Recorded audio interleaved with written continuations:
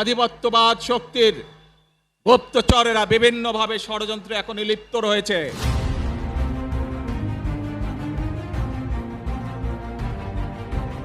এবার এনসিপির নেতা নাহিদ হোসেনকে হুমকি তারেক রহমানের, বললেন নাহিদ কখনো প্রধানমন্ত্রী হতে পারবে না, এই স্বপ্ন বাদ দাও।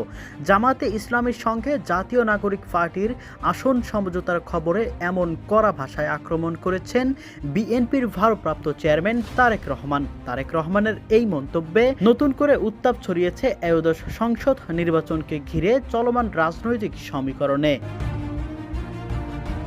ত্রয়োদশ সংসদ নির্বাচন সামনে রেখে জামায়াতে ইসলামের সঙ্গে আসন সমঝোতার আলোচনা শুরু করেছে জাতীয় নাগরিক পার্টি এনসিপি। ঠিক এই সময়েই দলটির ভেতর থেকেই দেখা দিয়েছে তীব্র অসন্তোষ। জামায়াতের সঙ্গে সমঝোতার অভিযোগ তুলে ইতিমধ্যেই এনসিপির একজন কেন্দ্রীয় নেতা পদত্যাগ করেছেন। তার অভিযোগ, দল ও বড় অংশের নেতৃত্ব ভুল পথে হাঁটছে। রাজনৈতিক অঙ্গনে গুঞ্জন, জামাতের সঙ্গে সমঝোতা চূড়ান্ত হলে এনসিপির কেন্দ্রীয় পর্যায়ে আরও কয়েকজন নেতার পদত্যাগ আসতে পারে।